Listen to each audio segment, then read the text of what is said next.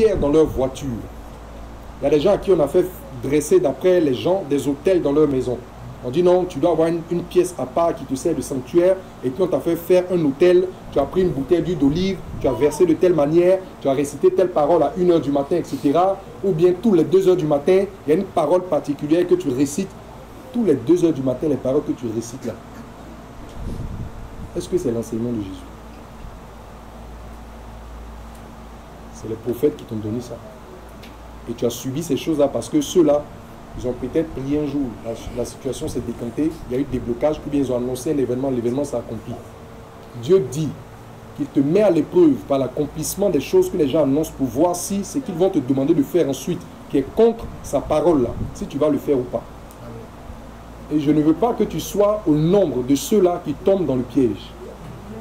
Montre à Dieu montre à Jésus qu'il n'a pas, il n'est pas mort en vain à ton égard.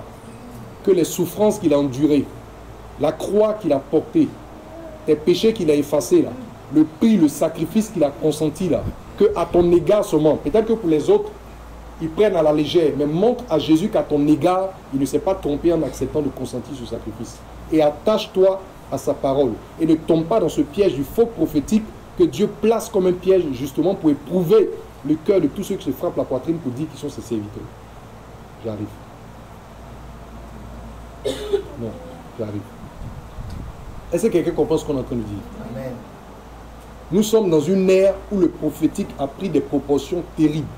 L'esprit des faux prophètes là, il n'a jamais été aussi manifesté que dans notre génération. J'insiste sur ce point.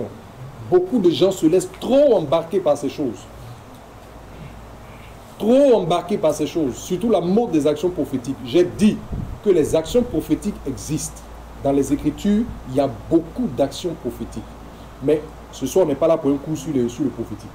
Donc, je ne vais pas rentrer dans les détails de c'est quoi une vraie action prophétique, etc. Mais ce que je vous dis, c'est que la plupart de ce que les gens font là n'ont rien à voir avec ce que la Bible appelle action prophétique.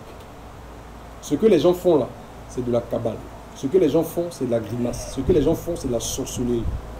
Prendre un œuf, enlever les aiguilles, et va à Lakota, c'est pas mieux. Va à Lakota, va à Cotonou, va à Lomé. Les gens, ils sont champions dans ça.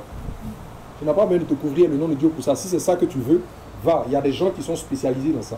Mais si c'est Dieu que tu veux, attache-toi à la parole de Dieu. Laisse la vérité de la parole prendre racine en toi et laisse-toi conduire par elle. Il dit que vous avez été régénéré par la parole, mais la parole ne s'est pas limitée à vous régénérer. Après vous avez enfanté, elle est là pour vous tenir dans la main et assurer votre croissance en vue du quoi? Ça veut dire quoi? Que si la parole n'a pas produit en toi le travail qu'elle doit produire, pour que tu parviennes à la ressemblance de Christ, tu seras sauvé? Non. Tu seras sauvé? Non. Ok. Oui. Ah, c'était le 6 mots seulement. Oui. Moi, c'était juste pour appuyer encore le message avec un autre témoignage. Un de Fiona. Lui, il est tombé. Il a dit, c'est une levée. C'est quelqu'un dont le Seigneur a fait la grâce de pouvoir rencontrer, que j'encadrais, monsieur. Et il a rencontré dans les conditions où c'était un peu difficile chez lui par rapport à ses projets. Il était tellement concentré sur ses projets parce qu'il avait une académie qui devait être financée par l'ambassadeur de la France. Et la crise est venue par c'est passé. Donc, le nouveau ambassadeur qui est venu dans le nouveau gouvernement de Hassan était préoccupé par la reconstruction du pays, donc ils n'ont pas pu se rencontrer les dossiers en veille. Donc quand on s'est rencontré, tout le monde entend, tout le monde entend, pas le fond. On l'a rencontré, on m'a expliqué tout ça, donc on a dit qu'on va prier, mais pas dans l'esprit de pouvoir rechercher une solution de la part de Dieu. Mais on va prier pour commettre le rapport du Seigneur. Donc à la première rencontre, le Seigneur a fait grâce. Le Seigneur lui a effectivement dit vraiment beaucoup de choses sur sa vie. Je ne vais pas énumérer tout ça, il a dit beaucoup de choses sur sa vie. Tant dans le passé que des choses qu'il a vécues et des choses qui allaient encore se passer à l'avenir. Qui progressivement, elle avait commencé à voir ça. Donc, après cela, vraiment, il restait accroché et à cause des rencontres, souvent quand il vient en échange, je dis vraiment, tu vois, une chose vraiment que j'aimerais bien préciser, c'est que sa rencontre avec moi s'est beaucoup plus renforcée à cause de ce qu'il entendait de la parole. Parce qu'il disait vraiment, je ne pensais pas qu'il y avait des serviteurs de Dieu encore dans ce temps-là, parce que ce qu'on entend maintenant, c'est des conneries. Je ne savais pas qu'il y avait des serviteurs de Dieu comme ça. Donc, moi qui l'a dit, je me suis dit, ah, voici quelqu'un qui est attaché à la véritable parole.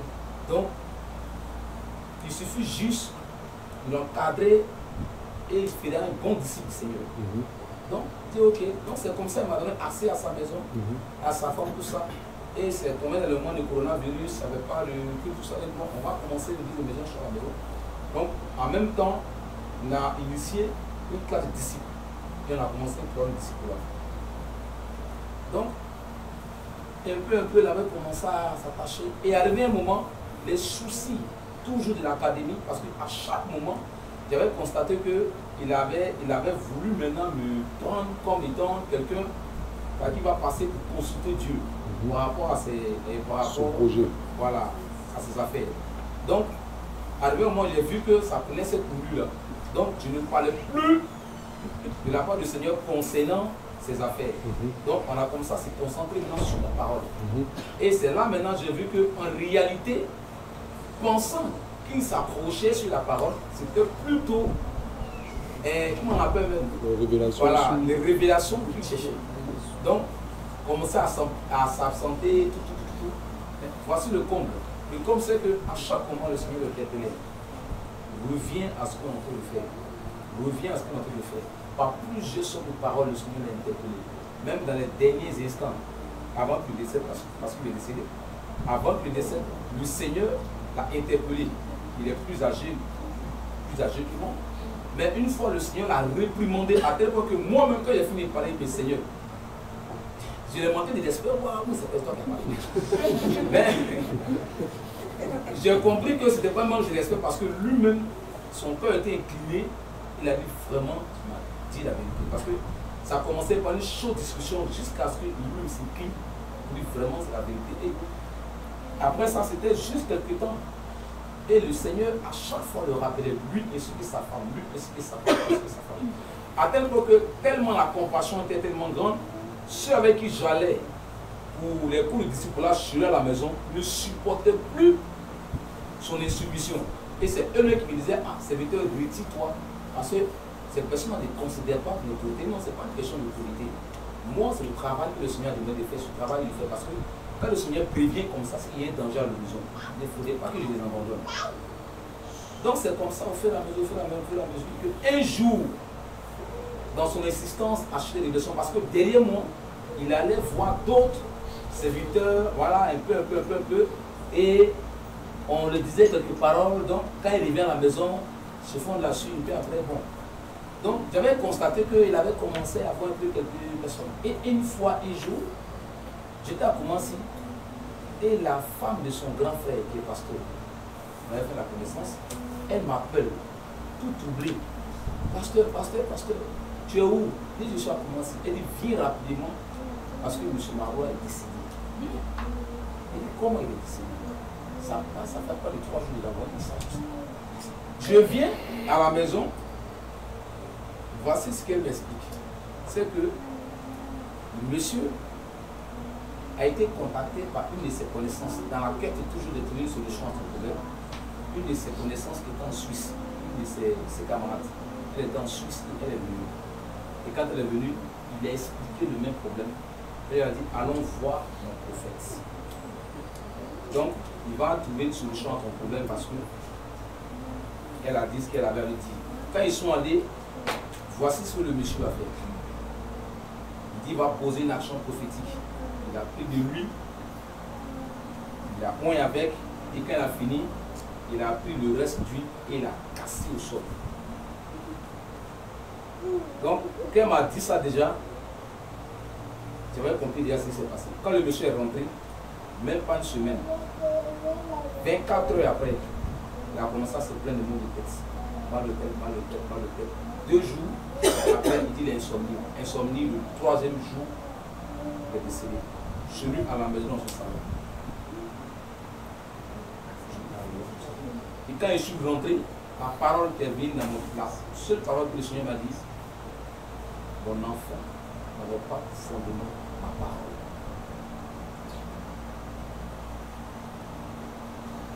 Et beaucoup de personnes ont été comme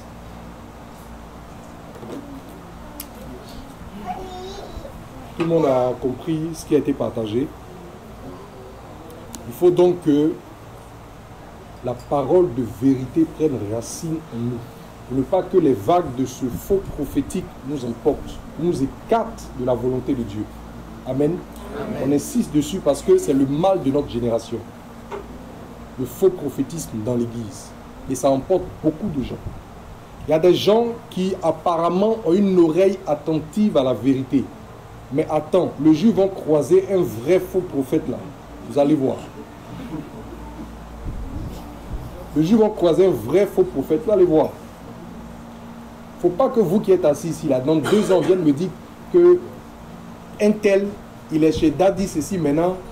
Un tel, il est chez, comment on appelle ça même, le Major Temps, il est arrivé chez... Mais comment la personne a fait se retrouver chez Major Temps? Non, un jour, une de ses cousines l'a envoyé là-bas, ils ont donné une parole, c'est sa complice, c'est ça les récits. C'est de ça qu'on est en train de parler ici. Ce qu'on est en train de dire là, ce n'est pas théâtre. Ça a plané sur vous comme un jugement. Et le Seigneur va te dire, on t'avait dit, on t'avait averti par rapport à ces choses-là. On t'avait demandé de laisser la parole prendre racine en toi. Tu as raisonné, tu as rigolé, tu n'as pas pris ces choses-là au sérieux et te voilà en train de produire le fruit qu'on ne voulait pas. C'est bon? On va progresser rapidement. On va lire maintenant, on va finir dans peut-être dans 15 ou 20 minutes, on aura fini. 2 Pierre, le chapitre 2, versets 1 à 3. Et du verset 17 au verset 22. 2 Pierre, le chapitre 2, du verset 1 au verset 3. Vous voyez qu'on va doucement, doucement pour chaque point, parce qu'on veut que vous compreniez la pertinence de ce qui est dit. Que vous compreniez de façon concrète et pratique les vérités qui se dégagent des différentes histoires, des différents versets qu'on lit. On a vu comment le fait que la parole de vérité n'ayant pas pris racine en Joas, comment le changement d'environnement a été cause qu'il s'est détourné de Dieu pour devenir un idolâtre en puissance, qui allait même jusqu'à faire mourir un prophète. On a vu comment le jeune prophète, qui connaissait très bien le commandement, s'est laissé embarquer dans la désobéissance parce que ces choses-là étaient pour lui comme un fardeau. Ça n'avait pas pris racine en lui, c'était un fardeau. Donc, Dieu a dit, donc comme Dieu a dit, je suis. Le jour où une autre parole vient au nom de Dieu, qui va plutôt dans le sens de ce à quoi son cœur aspire, naturellement, il est allé là-bas. Parce qu'il s'est senti déchargé d'un fardeau qui lui pesait là-dessus. C'est bon? Là, on vient de voir comment, avec Deutéronome 13, on vient de voir que dans cette affaire de faux prophétisme-là, il peut arriver même que les signes que le faux prophète donne trouvent accomplissement. Et c'est une façon pour Dieu d'éprouver ton engagement, d'éprouver ton cœur, pour voir si tu vas le suivre dans les dérapages dans lesquels il t'engage, ou alors si malgré l'accomplissement des signes qu'il donne, tu vas refuser de le suivre parce que tu campes fermement sur la parole de Dieu. C'est bon? Très bien. On va voir maintenant un autre danger que nous courons quand la parole de vérité n'est pas enracinée en nous. 2 Pierre 2. 2 Pierre chapitre 2, à partir du verset 1. Il y a eu parmi le peuple de faux prophètes. Le peuple dont il parle à Zéki. Israël. Très bien. C'est l'apôtre Pierre qui parle. Il dit, il y a eu parmi le peuple des faux prophètes. Et il y aura de même parmi vous de faux docteurs. Il y aura de même parmi vous, le vous là c'est qui? Très bien. Il y aura parmi vous de faux docteurs. De faux docteurs. Très bien. Qui introduiront des sectes pernicieuses. Qui introduiront des sectes pernicieuses. C'est quoi une secte? C'est quoi une secte? C'est quoi une secte? Qui peut m'aider? Oui, ok. Non, attends. Oui. Pour une secte, c'est un rassemblement religieux où on fait partie au culte. Lesquels on fait partie au culte. Non, là tu es en train de parler de... Je crois que tu veux plutôt parler des loges et des ordres mystiques. Oui. Je peux dire que c'est un rassemblement de personnes. Oui. Tout ce qu'ils font n'a rien à voir avec les trucs du Seigneur. Ils font croire aux gens que ce qu'ils font, ou bien ils disent est du Seigneur, mais quand tu vas au fond de la Bible, tu vois que ce qu'ils font est loin du Seigneur. D'accord. Oui, Willy. Je dirais que une secte, c'est un groupe de personnes qui Oui. partagent la même idéologie. Oui. La même idéologie et les mêmes doctrines. Donc, tout rassemblement de personnes qui partagent la même idéologie, la même doctrine est une secte. Ah, ici, là, vous n'êtes pas au courant des sectes. Hein. Vous êtes bien. Ils sont pas au courant de... Eux, ils sont pas au courant de l'instant des sectes. Eux, ils marchent droit dans la vérité. Ils sont pas dans la... Oui, vas-y, on veut. Je pense qu'une secte, c'est un rassemblement d'une personne dominé par une personne qui a une seule personne à la tête, qui sont dirigés par une personne. En fait, lui veut définir la secte par rapport au gourou. Mais c'est pas parce qu'il y a gourou qu'il y a secte. C'est parce qu'il y a secte qu'il y a gourou. Non, non, non. Tu as déjà répondu, ça va. Yes. En fait, oui. Oui.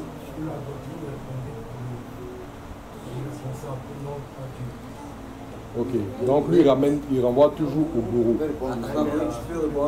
Bon, il y a une main au fond. Non, ici, là, vous avez assez. Bon. Si on continue, vous allez ouvrir la quête. Ah, vas-y. Secte, c'est l'ensemble des personnes qui ont une doctrine. L'ensemble ont une doctrine. C'est l'ensemble des individus qui se réunissent en ayant une même doctrine. Ok, bon. D'accord, c'est pratiquement la même chose que lui a dit. Ok, c'est bon.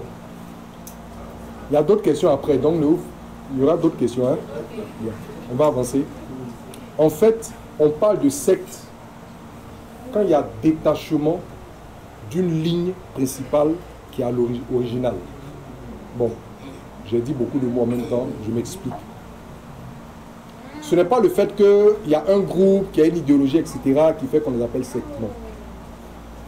On parle de secte lorsque, à l'origine, il y a eu un groupe où il y a eu une doctrine que tout le monde partageait, et en cours de route, il y a un groupuscule qui va se détacher. Vous comprenez? Et qui va prendre la doctrine qui réunissait tout le monde là. Et ils vont prendre ça, ils vont modifier ça à leur façon, et puis ça va constituer leur particularité à eux. Donc ils deviennent une secte du grand groupe. Vous comprenez, non? Donc la secte, en fait, quand on parle de secte, c'est un petit groupe qui se détache d'un grand groupe. Il y a une idéologie, il y a comment on appelle ça? Il y a une doctrine, il y a une idéologie de base qui est là. Et à un moment donné, il y a un groupuscule qui va se détacher et qui va modifier, altérer, corrompre tout ce que vous voulez, cette idéologie-là. Et ça va devenir pour eux une idéologie particulière. Donc ils deviennent une secte de ce groupe-là. C'est ainsi que vous avez des sectes chrétiennes, mais vous avez aussi des sectes d'autres groupes. Vous comprenez, non? Voilà. C'est-à-dire qu'il y a quelque chose qui est donné à la base, qui réunit tout le monde, et à un moment donné, il y a un groupuscule qui va se détacher. C'est eux qui vont former la secte. Vous comprenez? Très bien. Maintenant, ici, quand l'apôtre Pierre dit qu'il subviendra des faux docteurs qui vont faire quoi? Introduiront des sectes pernicieuses. Qui vont introduire des sectes pernicieuses. Donc, en parlant d'introduction de sectes, l'apôtre Pierre est en train de dire, il parle de quoi? Il sous-entend quoi? Il y a un sous-entendu que je veux qu'on ressorte. C'est ça qui m'intéresse ici. Il dit qu'ils vont introduire des sectes. Mais comment ils vont introduire ces sectes-là? Selon l'enseignement que je viens de vous donner. Oui?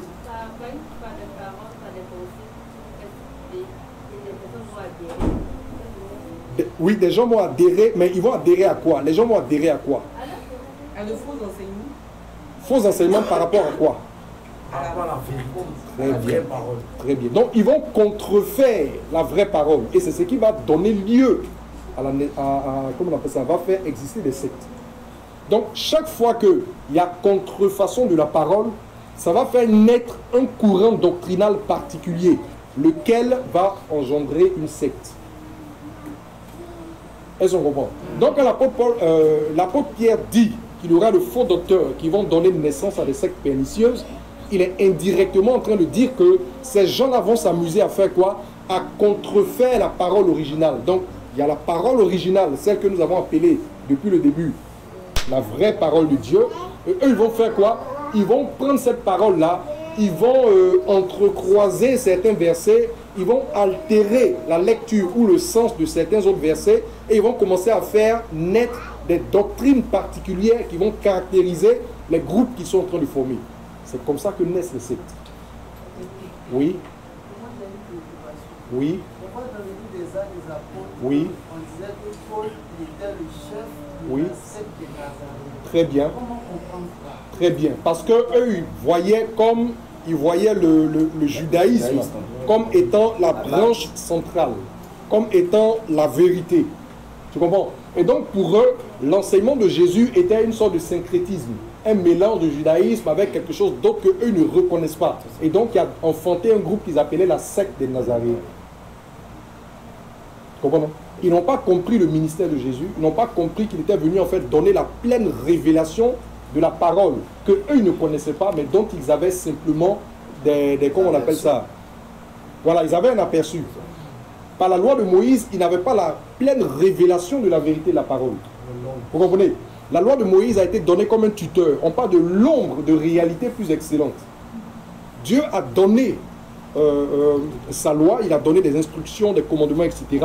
Mais c'était en fait pour canaliser en fait la marche d'un peuple. Ce n'était pas la pleine révélation de la vérité de Dieu. Donc, quand Christ va venir avec la pleine révélation qu'ils ne vont pas accepter, ils vont considérer que c'est un mouvement syncrétique qui est né. Donc pour eux, il y a ceux qui sont restés fidèles au judaïsme et il y a ces enfants de Judas là qui ont suivi un faux prophète du nom de Jésus et qui sont allés former ce qu'eux vont appeler la secte des Nazaréens. C'est clair pour tout le monde?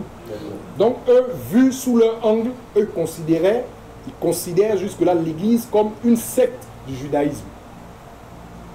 Vous comprenez? Ils considèrent l'Église comme une secte du judaïsme. Ils n'ont pas compris que la doctrine de Christ était la pleine révélation de la volonté, de la vérité de Dieu, dont les arts ont été simplement introduits avec Moïse. Ça va? Bon, on ne va pas aller... Si on a compris ça, on va s'arrêter là. Voilà. Donc, c'est moi qui ai la parole, non? Qu'est-ce que je disais? L'introduction des sectes. Voilà, donc, quand l'apôtre Pierre dit qu'ils vont introduire les sectes pernicieuses, ça sous-entend qu'ils vont contrefaire l'enseignement de la véritable parole de Dieu. Parce que les sectes ne naissent pas en l'air, elles naissent toujours autour d'une pensée, d'une doctrine, d'un enseignement donné, qui est porté justement par celui qu'on va appeler le gourou, c'est-à-dire qui est l'instigateur principal. C'est lui qui vient à sa doctrine et puis les autres adhèrent s'ils sont convaincus. Et je ne vais pas vous citer des sectes, vous en connaissez plein. Bon, le frère Franck, voilà, tu vas nous... Parfois même c'est ridicule. Parle-moi un peu de ton gars de deux plateaux. Il n'est pas question de salut mais de régénération. Et de Jésus n'est pas venu. Voilà. Je veux que tu nous parles un peu de la doctrine. Voilà. Je veux m'en servir comme un exemple. Parle un peu fort. Hein. Il s'agit d'un frère que... Tout le monde entend, vous entendez? Le frère parle un peu fort. C'est important pour nous. Tiens-toi debout et puis parle. Ouais, comme habituellement. Bon, vaillamment. Vaillamment. Il s'agit en fait d'un frère, voilà, qui est un doyen. Voilà, que, en fait, dans les débuts, je recevais des enseignements de sa part. Voilà, et honnêtement, je dis que dans les débuts, quand je recevais l'enseignement, en tout cas, vraiment, j'étais vraiment content. Parce que quand j'examinais moi-même à la lumière de la parole de Dieu, je voyais que, en tout cas, ça s'alignait. Voilà. Mais, ça c'est, de façon personnelle, ce que moi-même j'ai vu, c'est que depuis un certain temps, je vois en fait comme un détachement de ce que dit en fait la Bible. Voilà, de ce que dit en fait la parole de Dieu. Voilà. En fait, c'est de nouveaux enseignements qui ont été donnés. Voilà. Dans lesquels il a été dit comme ça une fois que en vérité, écoutez bien, écoutez très bien. En vérité, il n'est pas question de salut. voilà, que il n'y a pas eu de salut, qu'il y a eu engendrement. Voilà. Vous voyez, non? Que Dieu s'est répandu. Il faut dire que honnêtement, moi je croyais en ça. Voilà. Donc, je répète pour ceux qui n'ont pas bien compris. Le monsieur en question dit, le serviteur de Dieu, en griffe, dit que en vérité, parce que vous qui parlez de salut là, c'est parce que vous êtes resté au CP1 des choses de Dieu. Mais en vérité, il n'y a pas eu salut, mais il y a eu engendrement. Vous voyez comment les mots sont beaux, non? Il n'y a pas eu salut, mais il y a eu engendrement.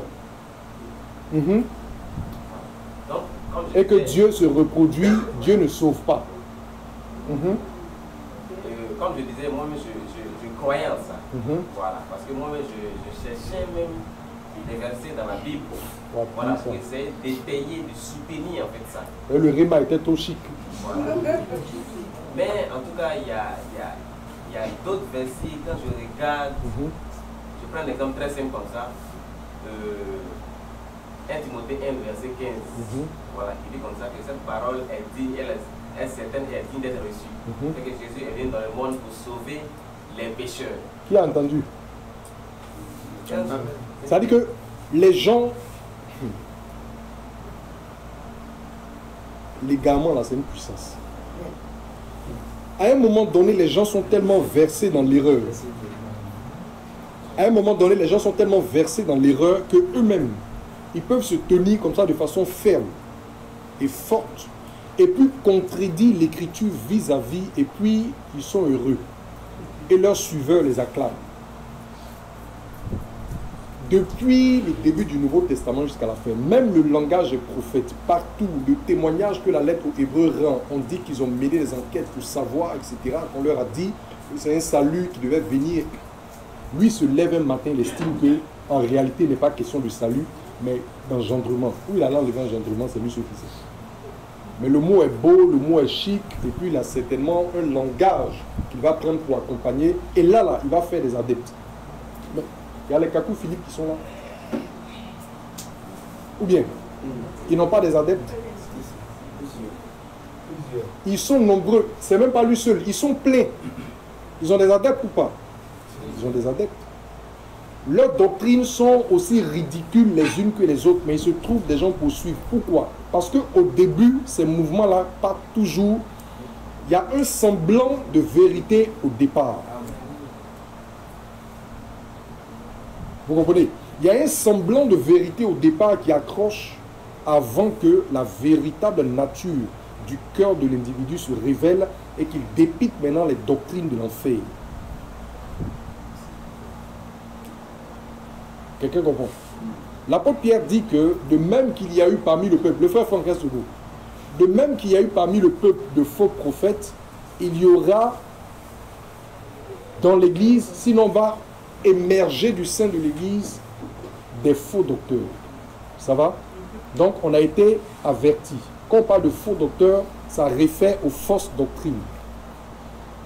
Il faut que ce soit déjà clair dans vos esprits. Quand on parle de faux docteurs, ça réfère aux fausses doctrines. Ceux qui distillent de fausses doctrines, c'est ceux-là qu'on appelle de faux docteurs. Et ces fausses doctrines-là, très souvent, il y aura un semblant de vérité à la base, auquel va venir s'ajouter la corruption d'un esprit flétri, engendrer maintenant comment on appelle ça même, des doctrines particulières et former des groupes particuliers. D'autres vont dire qu'ils sont le groupe du message. Vous connaissez les histoires de Gédéon. Il y a beaucoup de gens qui jusqu'aujourd'hui, des gens, je veux dire plus ou moins sérieux, qui jusqu'aujourd'hui n'ont pas encore compris que ce gars-là est un faux.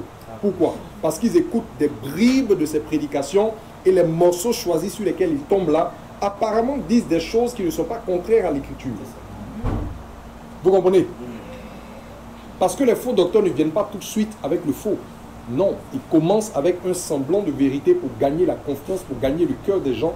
Et c'est ensuite qu'ils vont libérer maintenant le venin qu'il y a dans leurs entrailles. Et ceux qui aiment beaucoup raisonner, faire de la philosophie, les suivent facilement. Et vous savez pourquoi?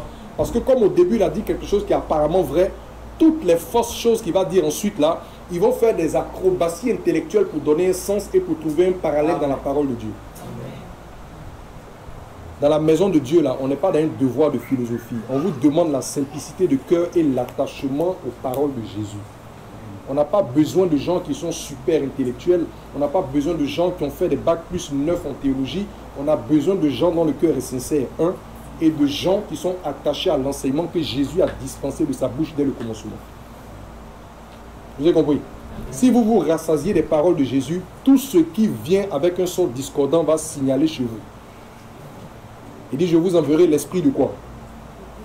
À la parole de vérité est attaché un esprit qu'on appelle l'esprit de vérité, qui est le Saint-Esprit. Vous comprenez?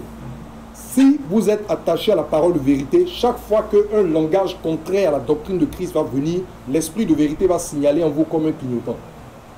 Mais si vous n'êtes pas attaché à la parole de vérité, quand le mensonge arrive, selon la façon dont le mensonge est embelli, vous allez amortir ça avec des philosophies personnelles et vous allez commencer maintenant à justifier ce qu'il ne faut pas justifier. Il y a des gens aujourd'hui qui défendent des doctrines impensables. On se demande, mais comment lui, là, il peut défendre une telle doctrine? Mais c'est parce que c'est pas l'esprit de vérité qui le fait avancer, c'est sa propre philosophie. Et la doctrine que l'individu lui a donnée là, a trouvé place, a pu concorder avec sa philosophie, donc ça marche pour lui. Vous voyez qu'il dit qu'il cherchait des choses qui pouvaient étayer cette histoire de Jésus n'est pas venu pour sauver, mais il y a eu engendrement, etc. Jusqu'à ce qu'à un moment donné, ça commence à chauffer sur lui. Vas-y, termine rapidement. Voilà. Donc, comme je disais, je cherchais en fait des versets oui. étayés. Oui. Voilà. Mais quand j'ai vu comme ça, dans certains versets, tels que, comme ce que j'ai cité, si. Voilà, 1 Timothée 1,15, oui.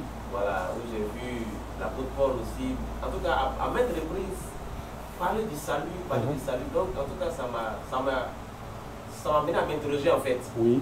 Voilà, et puis aussi, il y avait un deuxième langage, selon que la vie éternelle, en fait, n'est pas un but, n'est pas un objectif, en fait, à atteindre. Oui. Puisque c'est quelque chose qu'on a déjà. Oui. Suivez très bien. Mais dans mes recherches, un jour, je m'aperçois d'un verset qui dit, 1 Jean chapitre 2, verset 24, qui dit que et la promesse qu'il nous a faite, 2 points, c'est la vie éternelle. Claire. Donc moi je m'arrête là. Ah bon. Ça, c'est comme on dit. Parce que si on te dit que la promesse qui t'a été faite, c'est la vie éternelle, est-ce qu'on peut te promettre ce que tu as déjà? C'est une question de logique. Quand on te dit que c'est en espérance que tu es sauvé, il va de soi que tu n'es pas encore sauvé. Il dit, mais ce qu'on possède, est-ce qu'on peut encore l'espérer? Mais si on ne l'a pas, on fait quoi? On l'attend avec persévérance. Vous voyez? Je vais revenir sur cet élément-là tout de suite. Hein, vas-y, Franck. Voilà, donc c'est à partir un peu de ces versets-là que des interrogations ont commencé à susciter dans mon esprit. En fait. Oui. Voilà, donc je me suis posé la question. Bon, qu'est-ce que je dois faire? J'ai choisi, je décide de prendre ce qui est écrit là, ou bien je décide de prendre ce que j'ai entendu là. Et c'est là, en tout cas, j'ai opté en fait de façon simple pour ce qui est écrit. Très bien. Voilà, de façon simple pour ce qui est écrit. Voilà, donc c'est comme ça, depuis un certain temps, voilà, je commence à voir les choses de façon simple. Pas trop profondément, voilà. Amen. Poursuis la lecture.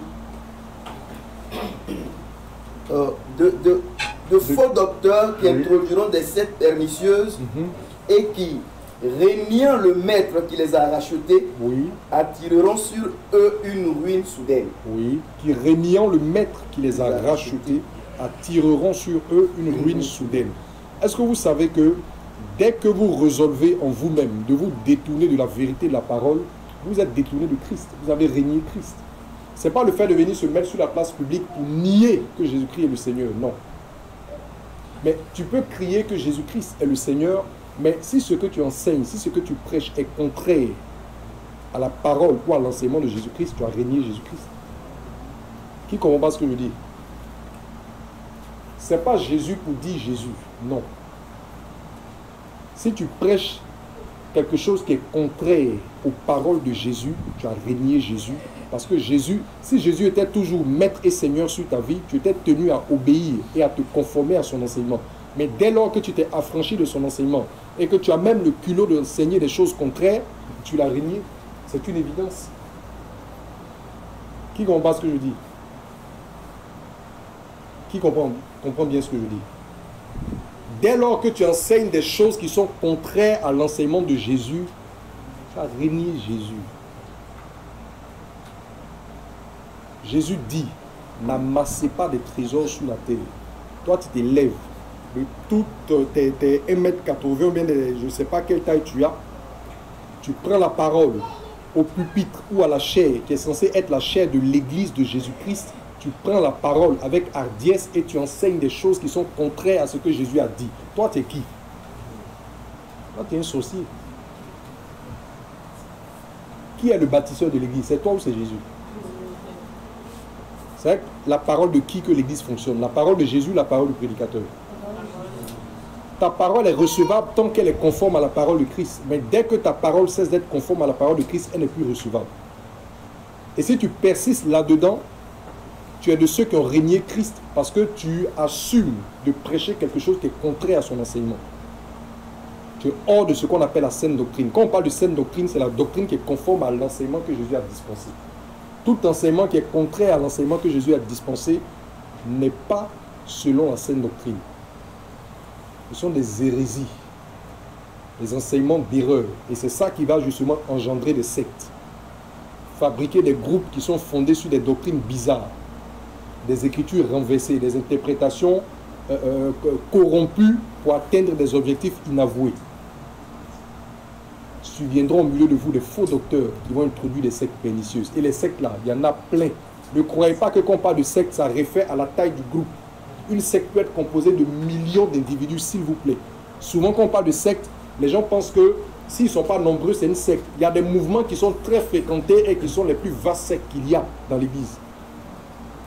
Quelqu'un me comprend? Ce n'est pas parce que la doctrine du gars draine du monde qu'il n'est pas une secte, qu'ils ne sont pas une secte.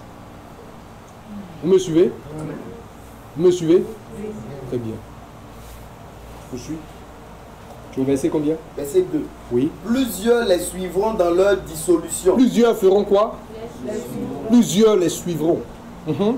Et la voix de la vérité sera calomniée à cause d'eux. Et la voix de la vérité sera calomniée à cause d'eux. Plusieurs vont les suivre dans leur dissolution, dans leur mauvaise vie, dans leur mauvais enseignement, parce qu'un mauvais enseignement ne peut que donner naissance à une mauvaise vie. Écoutez bien, la vie que vous vivez là est la conséquence de l'enseignement que vous recevez. Si on vous enseigne les véritables paroles de Dieu, votre marche sera menée dans le droit sentier de l'évangile. Je ne dis pas que vous serez infaillible ou que vous aurez revêtu l'incorruptibilité. Non, mais je dis que votre marche sera engagée dans le droit sentier de l'évangile. Si on vous enseigne des choses erronées, si on vous enseigne des doctrines fausses, elles vont vous orienter dans un chemin qui n'est pas le chemin de la vérité. Et comme vous vous réclamez de Christ, la vie que vous allez mener n'étant pas conforme au modèle de Christ, à cause de vous, le nom de Jésus sera fait quoi? Le nom de Jésus sera blasphémé par les nations. Parce que la conduite que vous avez, vous qui vous réclamez de Christ là, n'a rien à voir avec la justice du royaume, n'a rien à voir avec la sainteté, n'a rien à voir avec la vérité de la parole. Donc les gens vont dire quoi? Regardez ceux-là. Ils sont chrétiens, mais regardez comment ils se conduisent. Mais si le pasteur est venu s'asseoir pour te dire que parce que Jésus est mort pour toi à la croix, dès l'instant où tu as cru qu'il est le Fils de Dieu, qu'il est le Sauveur du monde, tu es déjà sauvé, c'est scellé, c'est garanti, et que quel que soit le train de vie que tu auras, quelle que soit ta conduite, tu ne peux plus t'égarer, il va de soi que tu vives dans le désordre. Et cette vie dans le désordre-là sera cause que le nom de Christ sera blasphémé, parce que voici un de ses disciples qui est en train de faire quoi? Qui est toujours en train de courir les femmes, qui est dans les trafics de drogue, qui est dans le mensonge, qui est dans toutes les formes de corruption de la cité. À cause de toi, le nom de Dieu est fait quoi? Est blasphémé. Mais comment tu en es arrivé là? Parce que tu as été rassasié de doctrines qui t'ont enseigné que ces choses-là ne vont pas, comme on appelle ça même, remettre ton éternité en cause. Tout est parti d'une fausse doctrine. Est-ce qu'on comprend? Donc quand l'apôtre Pierre dit que la voix de la vérité est calomniée à cause d'eux, c'est à cause de leur façon de vivre qu'ils ont développé sur la base des mauvais enseignements qu'ils ont reçus et qui donnent un mauvais témoignage de Jésus. Ça va? Poursuivre jusqu'au verset 3. Vous êtes fatigué? On va s'arrêter dans 10 minutes, on va souffler un peu et puis verset 3. Oui. Par cupidité. Par cupidité. Donc il est en train de révéler un de leurs motifs. Par cupidité. Ils trafiqueront de vous au moyen de paroles trompeuses. Au moyen de paroles trompeuses, ils vont trafiquer de vous sur la base de leur cupidité. La cupidité, c'est quoi? Définition simple de la cupidité. L'amour de l'argent. Donc ces gens-là vont tellement aimer l'argent qu'ils vont justement vous développer, vous servir de belles doctrines de prospérité que vous allez avaler pour les suivre. Est-ce que vous ne les suivez pas dans la doctrine de prospérité? L'apôtre Pierre a dit. C'est pas ça? C'est pratique, non? Est-ce que vous voyez que les paroles de Pierre sont pratiques? Est-ce que vous n'avez pas au moins 2 tiers de l'église qui sont engagés dans les histoires de prospérité? Il dit par des paroles artificieuses, par des paroles trompeuses. On va te dire que Dieu est le Dieu à qui appartiennent l'or et l'argent. Il n'est pas possible, il n'est pas concevable que toi, son fils, pour lequel il a payé un si grand prix, tu puisses être de conditions modestes. C'est un sacrilège. C'est ça qui a révolté beaucoup et qui les a engagés dans la course à l'enrichissement. Alors que les Écritures disent que tous ceux qui veulent s'enrichir font quoi? Tombent dans un... Oui. Je voudrais demander s'il était possible de rendre un témoignage par rapport à ce que vous dites. D'accord. On écoute le témoignage? D'accord, vas-y. J'avais été invité dans une assemblée. Oui. Et lorsque je suis arrivé, bon, déjà, j'avais une idée sur ce qui allait être partagé. D'accord. Et le prophète, il est venu des États-Unis. Ouais. Et il a commencé à faire un show. Voilà. Souvent, les gens parlent des batteries, du portable. Et souvent, c'est étonnant quand même que l'aberration des hommes. Ça veut dire que il se trompe même.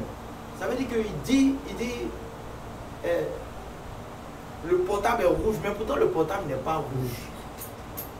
Et les gens regardent, mais on dit le portable n'est pas rouge. Ils disent non, je parle de la batterie. Jusqu'à jusqu'à où ça va devenir, ça va être grave. C'est que il va dire qui veut devenir riche. En fait, c'est de ça que je parle. Voici la question. Il a... Qui veut devenir riche? Maintenant, toi qui dis que tu es disciple de Jésus, là, le disciple là.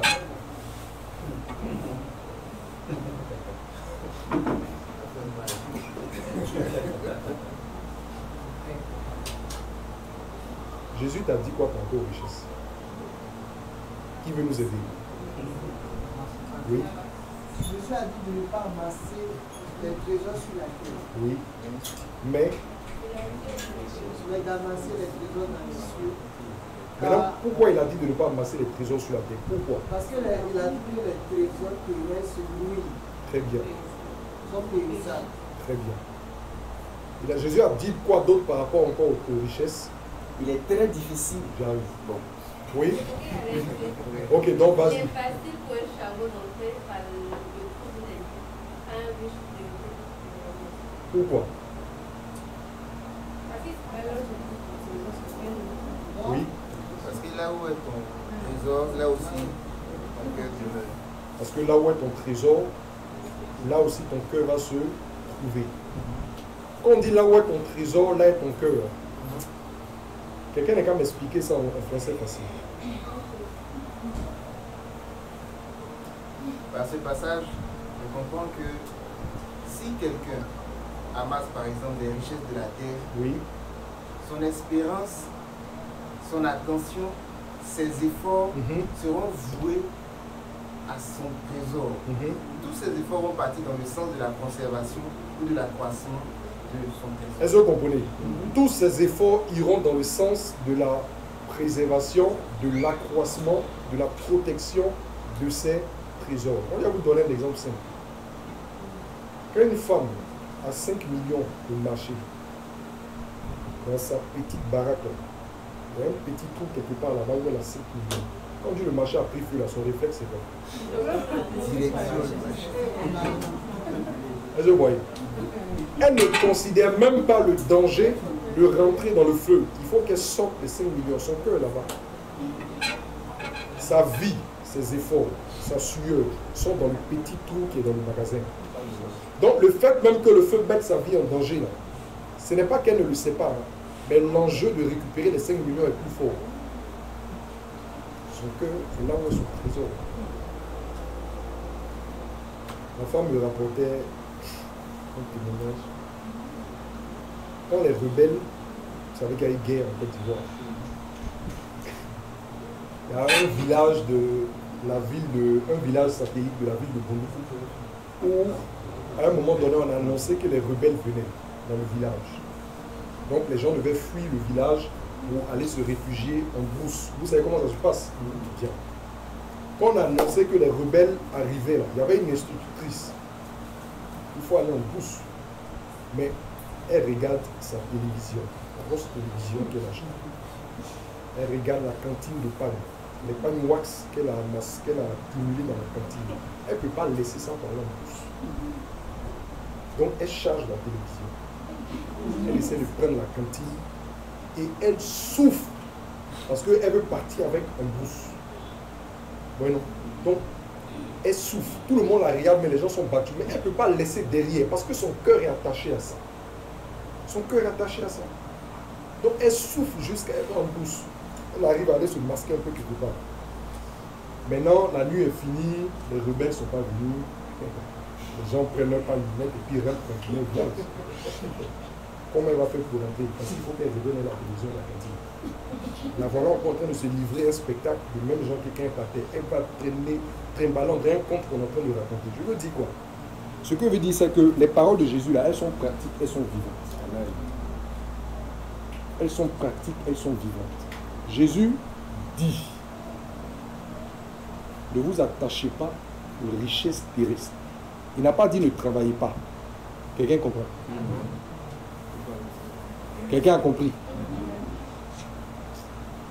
Il n'a pas dit ne travaillez pas. Il n'a pas dit rester à regarder la télévision dans un esprit de paresse et d'avidité à l'égard des films et des séries pour ne rien produire et vivre aux dépens de qui que ce soit. Ce n'est pas ce qu'il a dit. Jésus ne t'interdit pas de travailler. Jésus ne t'interdit pas de gagner un revenu substantiel. Ce qu'il dit, c'est que ton cœur ne soit pas attaché à ces richesses-là au point que ta vie soit fondée là-dessus. Autant tu peux gagner, autant il faut que tu aies l'intelligence de convertir ça dans des devises éternelles. Amen. Je vous donne un exemple clair pour que vous compreniez la pensée de Jésus une fois pour toutes. Bien. Ce que je vais dire là, je ne le dis pas de façon péjorative ou par tribalisme. Dieu sait, Dieu sonde mon cœur et sait que je ne suis pas tribaliste. Bien. On est en Côte d'Ivoire, non? Répondez-moi, ou bien on n'est pas en Côte d'Ivoire? Oui, nous sommes en Côte d'Ivoire. La Côte d'Ivoire a connu une relative prospérité dans les années, depuis après les indépendances jusqu'aux années 70, même 80, on a vu un peu quand même. À cause de cette relative prospérité-là, il y a des nationaux de la sous-région, des différents pays, qui sont venus en Côte d'Ivoire pour chercher du travail. Le travail qu'ils n'avaient pas chez eux. De la même manière qu'aujourd'hui aussi, on va chercher, on va en Europe. C'est ça, non? Donc, on a eu des Burkinabés qui sont venus, des Maliens, etc. J'ai aucun problème avec les Burkinabés, aucun problème avec les Maliens. Je parle de choses qui sont vraies, sans... Voilà. Les Burkinabés sont venus, les Maliens sont venus, etc. Des gens de différentes nationalités pour faire des affaires ici. Très bien. Vous tous qui êtes là, vous avez tous au moins, là où vous avez grandi, là où vous avez vécu, vous avez peut-être eu des Burkinabés qui n'étaient pas loin, ou bien des Maliens qui n'étaient pas loin, ou bien des Aoussa qui n'étaient pas loin. C'est ça, non? Ou bien qui a vraiment vécu dans un environnement 100% ivoirien? Qui a vécu au moment où il y avait peut-être des Aoussa à côté, ou bien il connaissait peut-être un Burkinabé? Très bien. Ces gens-là, ils travaillent, non? Ils sont d'ailleurs très travailleurs. Ils gagnent de l'argent ou ils ne gagnent pas de l'argent? Quel train de vie ils mènent? Oui, ils mènent un train de vie, ils sont très austères. Ils ont un train de vie qui est sobre. Je vous pose une question. Parce qu'ils n'aiment pas les bonnes choses? Pourquoi? Si on est d'accord que ce n'est pas parce qu'ils n'aiment pas les bonnes choses, donc pourquoi ils vivent dans la sobriété alors qu'ils gagnent? Ils font quoi à l'argent? Ils font quoi? Ils font quoi à l'argent? Ils investissent au pays. Pourquoi ils investissent au pays? Oui? Parce que c'est là-bas qui est chez eux et ils ont conscience que c'est là-bas qu'ils vont prendre leur retraite un jour. Donc si tu ne comprends pas les paroles de Jésus là, regarde les Burkinabés, les Maliens, tu comprends.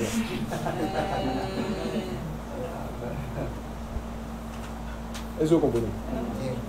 Il travaille dur, il gagne et il transfère chez lui. Tu es là, nous sommes étrangers sur la terre, nous sommes étrangers. Tu es étranger puis tous tes investissements sont ici. Si tu vois un Burkinabé qui construit, qui fait tout en Côte d'Ivoire, c'est que quoi? Il ne va plus retourner au pays. Je mens. Non, si moi vous me dites, mais ne vous gênez même pas. Quand tu vois un Malien ou un Burkinabé ou tout ce que vous voulez qui n'est pas dans la logique de rapatrier les sous chez lui pour réaliser, mais qui est plutôt ici en train de construire, acheter des terrains, faire des choses, c'est que dans son esprit, il n'est plus question de retourner là-bas, mais il veut rester là, sur la terre qu'il a accueillie, et puis ses enfants vont rester là. Mais tant qu'il est encore attaché à la même patrie et qu'il a à cœur de retourner un jour, il va rapatrier les ressources qu'il gagne parce que c'est là-bas qu'il va jouir un jour de tout le travail qu'il a abattu. Les gens, les fils de ce monde sont plus sages à l'égard de leurs semblables que ne le sont les enfants de lumière. Vous voyez? Est-ce que vous voyez? Toi, tu sais que tu dois aller passer ton éternité quelque part. Et on t'a informé que où tu vas là, tu ne vas pas comme ça, bras ballants, pour aller trouver une fortune ou des richesses qui t'attendent. On dit que ce qui sera ta part là-bas, là, c'est ce que tu auras transféré sur ton compte là-bas pendant que tu étais sur la terre. On ne t'a pas enseigné ça dans la parole de Dieu. Il y a des gens qui croient que quand on dit paradis là, ça veut dire que c'est un standing commun à tout le monde. Ça veut dire grue pour arriver et tu seras dans la félicité comme... Non, non, non. Là-bas là, il y a les reins. De toute façon, tu es ici et puis tu chantes. Ne me cherchez plus à Locodro, cherchez-moi 2 plateaux là. Donc 2 plateaux est bon. Ok. Si 2 plateaux est bon, si tu aimes la vie là, il faut préparer une bonne vie là-bas. Vous comprenez? Parce que là-bas là, il y a des rangs d'honneur. Quand le Fils de l'homme parle, il parle bien des différentes récompenses. Donc il y a des rangs pour être honoré là-bas.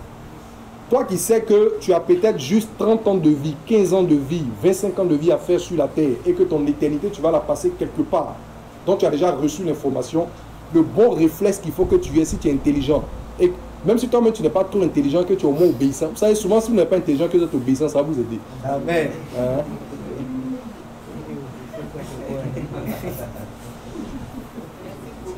Si tu n'es pas trop intelligent, il faut être au moins obéissant pour écouter que Jésus dit.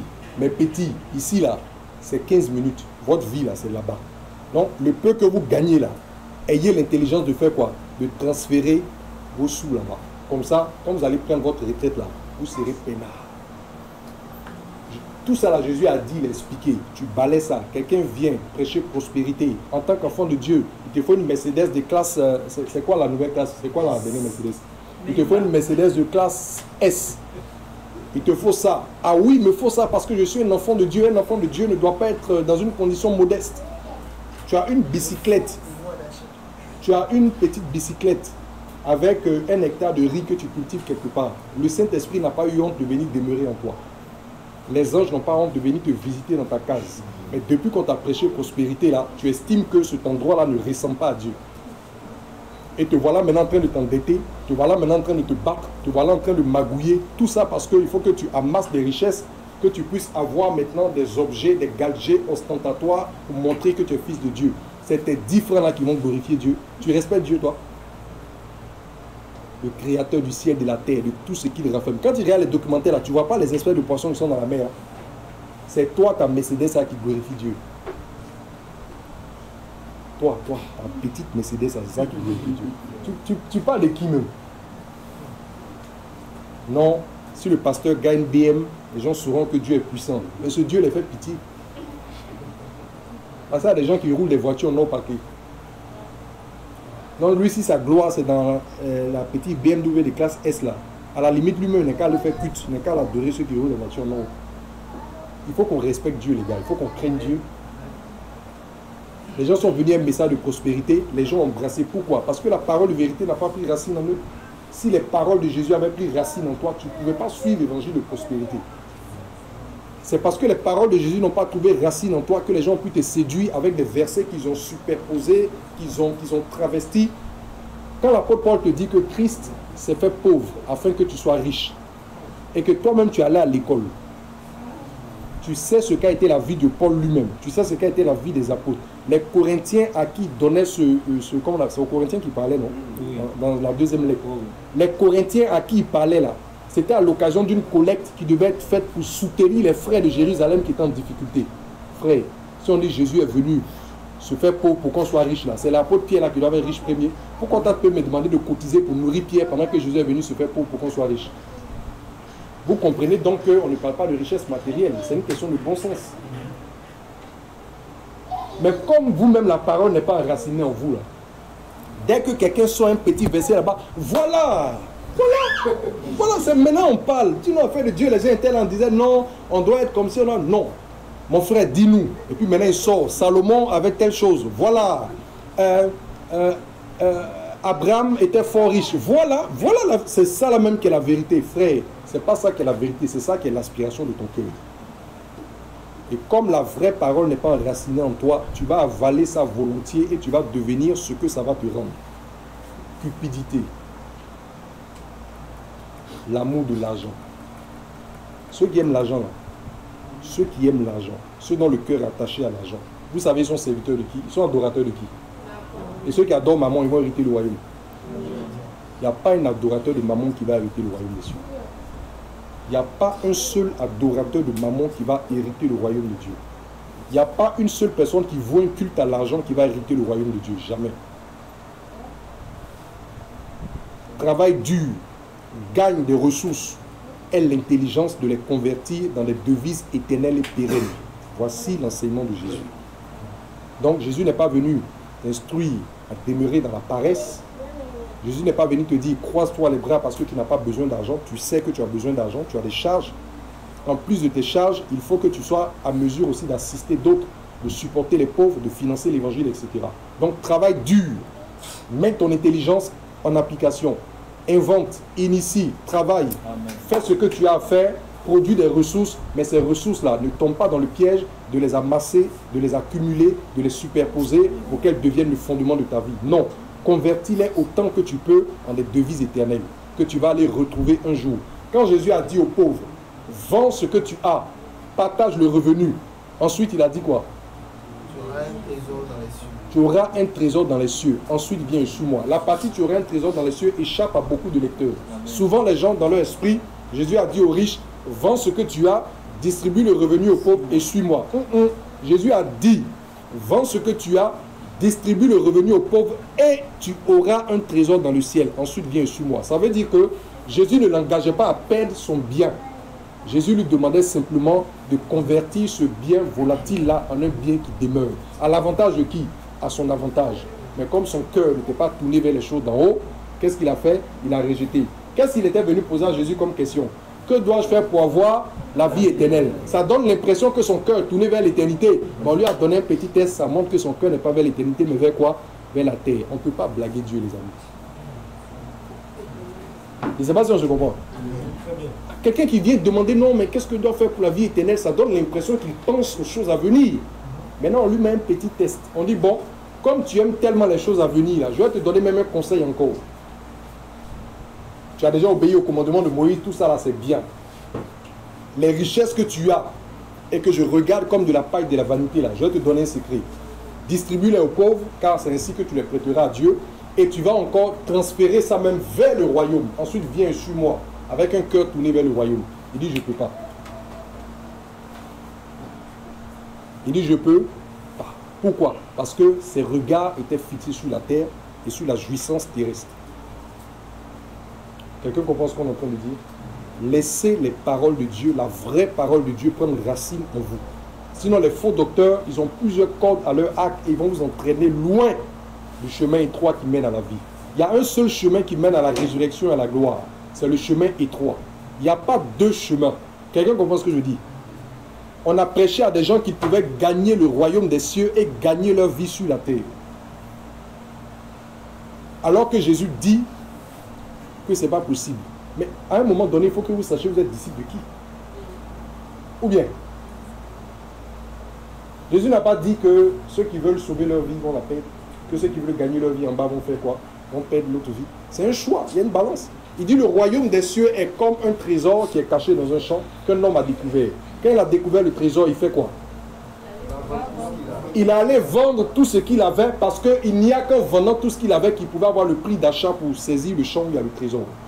Mais vous, dans vos Bibles, il me semble que il pouvait conserver ses biens et puis acquérir le champ. Il me semble que c'est ce qui est écrit dans certaines Bibles. Qu'on peut conserver tout ce qu'on a et puis acquérir le champ. Et si ce n'est pas ce qui est écrit, vous ne pouvez pas écouter les prédicateurs qui enseignent ça. Soit tu vends tout ce que tu as pour acquérir le champ, soit tu gardes tout ce que tu as et tu n'as pas le champ. Mais tu ne peux pas avoir et le champ et tout ce que tu avais en ville. Donc il y a un choix à faire. Et dit celui qui perd sa vie fera quoi? Dans ce monde, va faire quoi? Et celui qui veut conserver sa vie pour ici va faire quoi? Oui, vas-y. De Dieu, en tout cas, par rapport à ce que tu es en train de dire, au principe de pouvoir convertir, c'est-à-dire que c'est bien terrestre en devise éternelle. Voilà, c'est un principe que le Seigneur Jésus a établi. Voilà, et le Seigneur Jésus, dans Jean chapitre 14, voilà, j'ai entendu un prédicateur aussi dire cela, que le Seigneur a déjà dit qu'il y a plusieurs demeures dans la maison de mon Père. Donc, on enseigne aux chrétiens que s'ils donnent, alors ils vont avoir des trésors de l'autre côté. Pourtant, le Seigneur Jésus a déjà dit que c'est par la grâce, le fait qu'ils ont été graciés et qu'il a déjà donné sa vie. Et il a déjà dit qu'il y a déjà plusieurs demeures là-bas.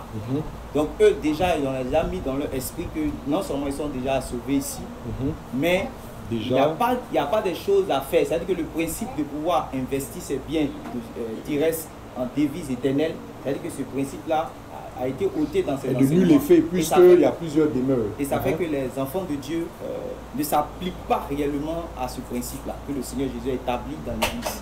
Pour que tout ce qu'on a sur cette terre-là, on puisse retrouver cela dans le monde, dans la vie après la mort. Amen. Tout le monde a compris ce que le pasteur a dit? Tout le monde a compris? Qui n'a pas compris? Bon, parce qu'il ne parlait pas fort ou bien vous n'avez pas compris ce qu'il expliquait. Tu n'as pas compris ce qu'il expliquait. D'accord, vas-y, tu veux. Bon, normalement, ça part de... Parce qu'il y a certains témoignages, voilà, certains témoignages qui disent que il y a des personnes qui vont aller au ciel et qui ne vont rien avoir au ciel parce que, par exemple, ils ne respectent pas les principes de dîme, ils ne donnent pas des offrandes, tout et tout. Et donc, il y a d'autres prédicateurs qui sont levés aussi pour dire non, que tous ceux qui disent cela, c'est faux. Donc, puisque le Seigneur Jésus a déjà dit qu'il y a plusieurs demeures dans la maison de son Père, et que le fait qu'il a donné sa vie pour eux, ils sont déjà sauvés, vont rentrer là-bas. Comment est-ce qu'on a besoin de faire des œuvres ici en Christ, de faire des choses, et puis pour avoir telle chose au ciel? On n'a pas besoin de faire quelque chose pour avoir telle chose au ciel. Pourtant, c'est l'enseignement du Seigneur. Lui-même, il a dit qu'on a besoin de faire des actions ici, pour qu'on puisse retrouver ça là-bas. Donc je veux que le serviteur de Dieu puisse nous éclaircir par rapport à ça. Jésus dit il y a plusieurs demeures. Quelqu'un veut dire? La demeure là, on fait quoi dans une demeure? Très bien. Quand Jésus parle de demeure, il parle de place. Il y a assez de place dans la maison de son Père. Vous comprenez? Il y a assez de place dans la maison de son Père. Il dit, je m'en vais vous préparer une place et je reviens. C'est ce qu'il a dit, non? Je m'en vais. D'abord, il y a assez de place là-bas. Il y a assez de place pour tout le monde, pour toute la terre, pour tous les hommes, s'ils veulent vraiment recevoir l'évangile et marcher dans l'obéissance de la parole. Maintenant, il dit, je m'en vais vous préparer une place. Mais il va préparer les places là comment? Il prépare les places là comment? Et puis, quelle place reviendrait à qui? Il dit, je reviens avec ma rétribution. Il rétribue les gens comment? Parce que la rétribution, c'est un salaire. Et tout le monde sait que le salaire est proportionnel à l'ouvrage qui est abattu. Quand l'apôtre Paul dit que l'œuvre de chacun sera éprouvée au feu et que chacun recevra selon ce que son travail mérite vraiment, est-ce que vous pouvez croire encore que tout le monde va recevoir la même chose en rentrant dans l'éternité? C'est des évidences. Jésus dit qu'il y a assez de place dans la maison de son Père. Il n'a pas dit que tout le monde sera un pacha, que tout le monde sera logé à même enseigne pourvu qu'il n'y ait jamais. Il n'a jamais dit ça. Il dit celui qui moissonne reçoit un salaire. Celui qui moissonne, ça masse un salaire pour l'éternité. Mais il va de soi que celui qui est appliqué dans le travail plus que l'autre, se prépare un héritage plus excellent. Ça, c'est la logique la plus élémentaire. Et les Écritures reviennent en boucle sur le fait que chacun sera rétribué en fonction de ce qu'il aura abattu comme travail. Amen. Maintenant, si des gens veulent dire, comme il est en train de citer, non, vous savez, il y a toujours des versets comme ça. On est toujours dans le chapitre des faux docteurs. Hein. Je ne veux pas que vos idées on est en train de parler des faux docteurs. Donc, ceux-là qui s'amusent à prendre des versets ici, des éléments de la parole, des petits, de petits passages, de petits connets, et qui vont les soulever pour produire des doctrines. Si vous voulez donner un enseignement, assurez-vous que vous avez sondé les Écritures et que vous avez compris le conseil de Dieu par rapport à l'élément que vous voulez enseigner. Parce que dans la Bible, là, il y a plusieurs passages qui peuvent parler d'une même chose. Assurez-vous que vous avez fait le tour de ces références-là, que vous avez compris la pensée générale de Dieu par rapport au concept et que l'ayant bien maîtrisé, vous puissiez l'enseigner de façon équilibrée. Ne prenez pas un seul verset, piochez comme ça au hasard pour fonder toute une doctrine là-dessus. Si vous ne pouvez pas supporter ça par autre chose. C'est comme ça que les faux docteurs ont égaré beaucoup de gens. Il vient de donner un exemple. Non, le Seigneur dit qu'il y a beaucoup de demeures dans la maison de son Père, il allait préparer déjà. Donc, pourquoi on peut dire qu'on doit encore investir là-bas depuis notre position terrestre? Voilà quelqu'un qui prend un verset, qui l'isole, qui lui donne le sens qu'il veut et qui va écarter tout l'enseignement que Jésus a donné par rapport aux richesses de ce monde et par rapport à ce que nous devons préparer dans le ciel. Voilà comment les fausses doctrines naissent. Est-ce que vous comprenez? Il y a d'autres qui disent non, que la Bible dit que Dieu a déjà tout fait et s'est reposé le 7e jour. Donc, il n'y a plus aucune œuvre qui est en train d'être accomplie au ciel. Que Dieu est dans le repos. Et donc, même là où on va aller résider, tout ça, ça a été déjà fait dès le commencement. La Bible dit que Dieu a fini de tout faire et puis le repos, donc Dieu ne travaille plus. Il y a des gens qui disent ça. Et donc, même tout ce qu'on va aller trouver là-bas, là, Dieu avait déjà fini de faire ça depuis les premiers jours, c'est fini. Est-ce que ce verset-là peut venir véritablement nous présenter le conseil de Dieu là? Non. Donc, voilà comment les fausses doctrines naissent. On prend un élément ici, on pioche un élément là, on prend un verset ici, on prend un verset là-bas, et puis allez, on soulève. Tout à l'heure, j'ai dit que j'allais revenir sur la question de sauver, etc. Aujourd'hui, voici l'une des doctrines d'égarement les plus subtiles dans l'Église. On a enseigné aux gens qui sont déjà sauvés. Si tu es déjà sauvé, alors tu l'es seulement en espérance. Il faut retenir ça dans ta tête. Quand on dit on est sauvé, là, c'est seulement en espérance. On ne tient pas encore concrètement le salut. Jusqu'à présent, c'est pour nous une promesse. Et comme celui qui a fait la promesse ne ment pas, si nous marchons véritablement dans l'accomplissement de sa volonté, nous savons que nous déboucherons inévitablement sur le salut qui a été promis. Parce que celui qui a promis ne ment pas. Donc si on peut dire aujourd'hui qu'on est sauvé, c'est sur la base de. C'est un peu comme une équipe qui mène dans un match de football. On est en finale. Je mène 3-0. Théoriquement, je suis vainqueur de la coupe. Même mes supporters vont commencer à danser dans leur maison. Mais si je ne prends garde et que je me fais remonter au score, qu'est-ce qui va se passer? Je perds la coupe. Et on a vu les finales comme ça. Première mi-temps, 3-0. Les gens étaient aux anges. Ils ont commencé à s'amuser. Les gens ont remonté et puis ils ont pris la coupe. Vous comprenez? Je ne suis pas en train de vous enseigner du football, mais je suis en train de vous dire que de la même manière que quelqu'un qui mène 3 ou 4-0 peut dire qu'il a la victoire, c'est de la même manière que nous aussi on peut dire on est sauvé, tant que nous gardons la foi, que nous marchons dans l'obéissance. Hélas, tant que la Bible n'a pas donné le coup de sifflet final, la coupe là, c'est pas pour toi. Ça aussi,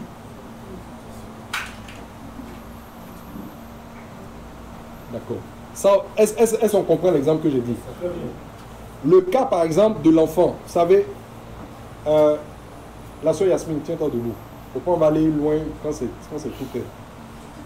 Vous voyez la soeur Yasmine, c'est l'épouse du pasteur Esmail. Ouais, non? Qu'est-ce qui se passe au niveau de son ventre?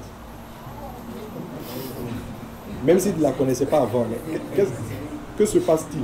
Elle a grossi. Il y a un enfant dans son ventre. Il y a un bébé dans son ventre. Donc, actuellement où on est là, le pasteur Esmail, il a combien d'enfants déjà? Ceux qui sont déjà là. Il y a un garçon et une petite fille. Mais quand on regarde ça là, déjà on peut dire que le pasteur Esmail a 3 enfants, vrai ou faux? C'est pas ça? Où on est là, si on lui demande, bon je veux pas que tu dises combien de mois tu as, c'est un exemple que je dis. Si on lui demande tout de suite, qu'on lui dit par exemple, tu as combien de mois? Si elle nous répond 5 mois, on fait tout de suite le calcul et on peut se projeter dans 4 ou 5 mois pour entendre un bébé crier chez les semelles. C'est vrai ou c'est faux? C'est vrai. Mais si elle s'amuse avec la grossesse, ça peut passer, mais ça ne va pas passer. Si ça passe à y a enfant, pourtant l'enfant venait. Notre salut là, c'est comme ça, c'est une grossesse qu'on porte. Il faut attraper ça jusqu'à ce que les 9 mois arrivent et que tu accouches dans les bonnes conditions. Si tu t'amuses, là on est déjà sauvé. Jésus, ça ne dépend pas de nos efforts. Je ne vais pas vous donner... Si on veut rentrer dans le salut ici, là, on se laisse après demain. Vous comprenez? Non. Je sais de quoi il parle. J'arrive, laissez-moi finir, j'arrive. Si je commence, si on ouvre le chapitre de salut, c'est pourquoi je vous donne un résumé. De toute façon, il y a des livres, il y a des documents que vous pourrez lire. C'est facile à comprendre, c'est simple. Si on veut rentrer dans le salut ici, là, il n'y a qu'après demain. Ce que vous devez savoir, qui est écrit noir sur blanc, répété à plusieurs reprises dans la Bible que vous avez, c'est en espérance que nous sommes sauvés. C'est en bout de course que nous allons recevoir la couronne de vie si nous avons couru selon les règles et que nous sommes trouvés vainqueurs au terme du combat de la foi. Les lettres aux 7 églises, c'est Jésus qui parle à son église et il a conditionné la couronne de vie à quoi? À la victoire dans la course. À celui qui vaincra, je donnerai. À celui qui vaincra. Toi, tu as quelle Bible ou tu as quel évangile ou toi, tu n'as pas vaincu, mais tu as déjà ça. C'est Jésus qui ment ou bien c'est toi?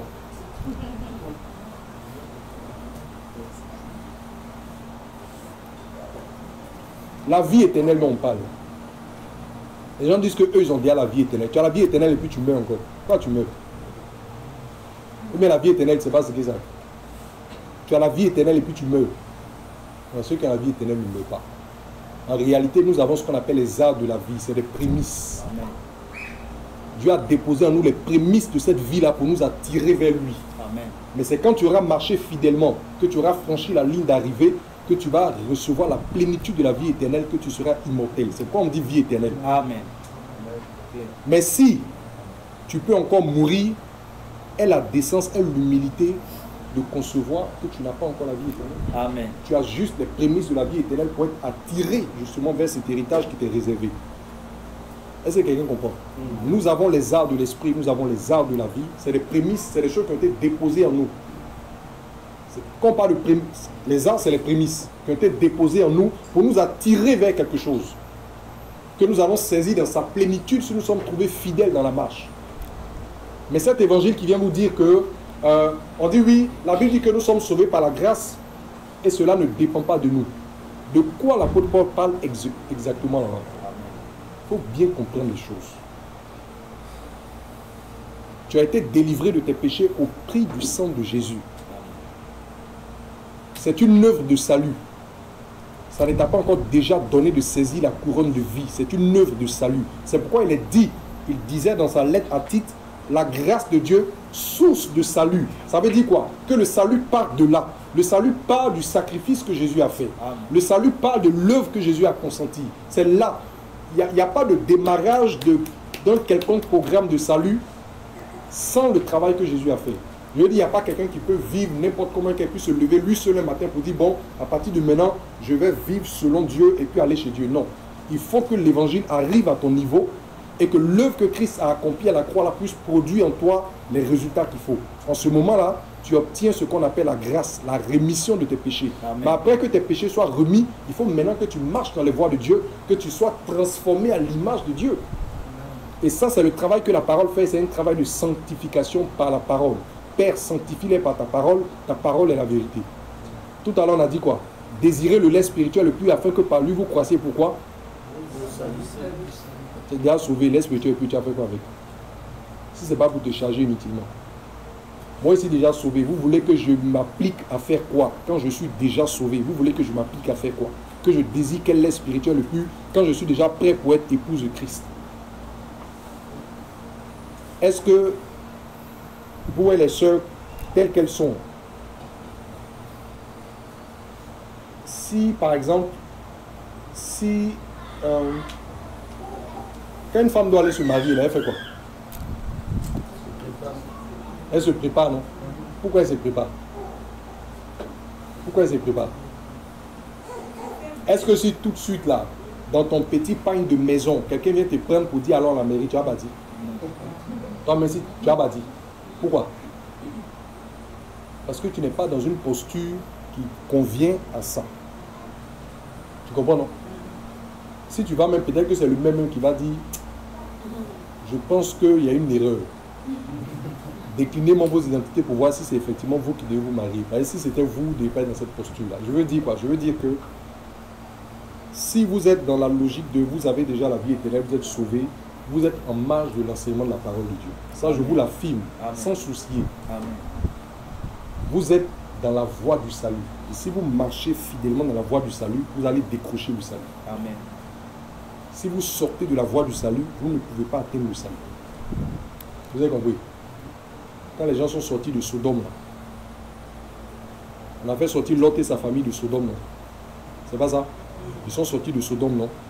Est-ce que tous ceux qui sont sortis de Sodome là sont arrivés dans la montagne? Qui n'est pas arrivé? Pourquoi il n'est pas arrivé? Parce qu'elle n'a pas respecté les instructions qu'on lui a données pour marcher après être sorti de Sodome. Jésus t'a pardonné, Jésus a effacé tes péchés, mais il ne s'est pas contenté de faire ça seulement. Jésus t'a aussi donné un enseignement, non?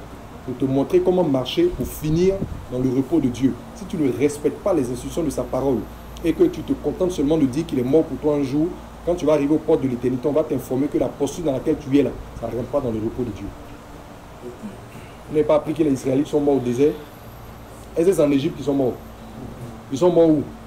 Ceux qui sont morts au désert, ils sont arrivés en Canaan. Ceux qui sont morts, je vous répète, ceux qui sont morts au désert, là, ils sont arrivés en Canaan.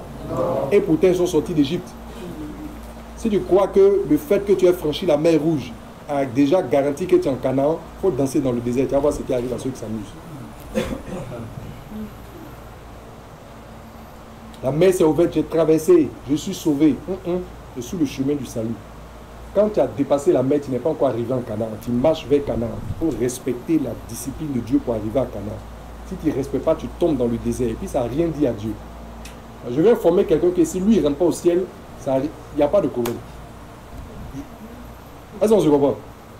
Parce que Dieu a déjà fait tout ce qu'il avait à faire pour toi. Amen. Donc si tu te débrouilles pour ne pas rentrer, il n'y aura pas un deuil au ciel. Quand les autres vont partir, ils ne seront pas en deuil à cause de toi. Je ne sais pas si on se comprend. Si tu veux, tu peux faire la philosophie, tu peux faire le raisonnement, tu peux faire ce que tu veux. Il ne faut pas écouter ce qu'on dit. Mais si tu te débrouilles pour ne pas rentrer là, ça ne va pas gâcher la cérémonie. Il y aura un mariage là-bas sans toi. Il y aura le bon vin. Jésus n'a pas dit qu'il va boire vin nouveau dans la maison de son Père. Il y aura bon vin là-bas sans toi. Amen. Il ne faut pas croire que parce que toi, Catherine, tu t'es débrouillé pour ne pas rentrer, donc le vin ne va pas couler. Ça a coulé.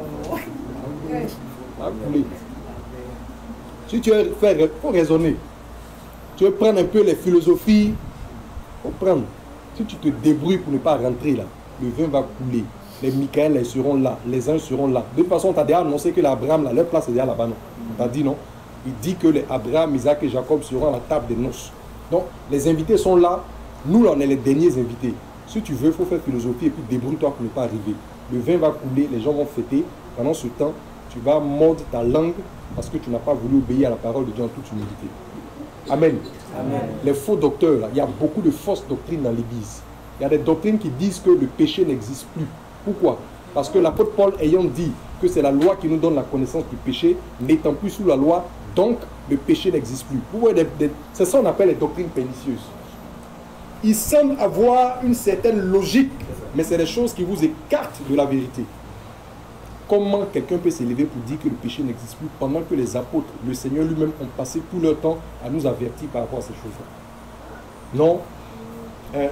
La lettre aux Romains dit que c'est la loi qui nous donne la connaissance du péché. Or, on nous dit que nous ne sommes plus sous la loi. Donc, n'étant plus sous la loi, donc le péché n'existe plus. Puisque qu'est-ce qui va nous donner la connaissance du péché? Donc, vivons comme on peut vivre, il n'y a plus de péché. Voilà les enseignements des faux docteurs. Et ce que vous dites là, j'ai entendu ça de pasteurs mondialement acclamés. Je ne parle pas de petites choses qui se disent dans des couloirs.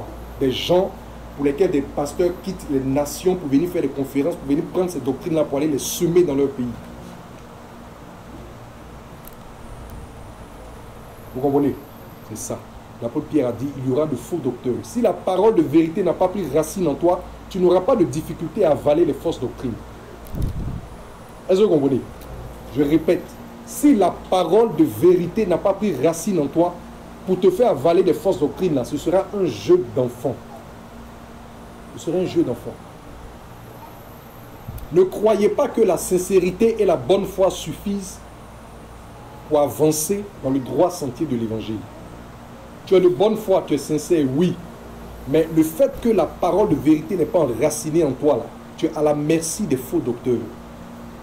Il y a peut-être certains que tu as rejetés, mais il y a d'autres doctrines qui vont t'atteindre. Fais attention. Attache-toi à la vérité de l'évangile. Attache-toi à la vérité de l'évangile. Sinon, tu n'es pas à la merci des fausses doctrines. Les fausses doctrines, il y en a tellement.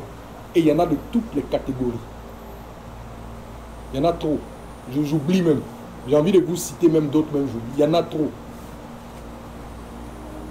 Et qui ont embarqué beaucoup de gens hors des voies du Seigneur. Et ils sont convaincus qu'ils sont en train d'aller au ciel. Amen. Donc, prends racine dans la parole de vérité. Mais racine dans la parole de vérité, là, ce n'est pas un miracle. La parole de Dieu, pour que la parole de vérité prenne racine dans le cœur de quelqu'un, ce n'est pas un miracle. Ce n'est pas par le fait d'un miracle. Il faut que tu commences à aimer d'abord la vérité de la parole. Si tu n'as pas en toi l'amour de la vérité ne peut pas s'asseoir en toi au point d'avoir des racines. Quelqu'un comprend ce qu'il dit?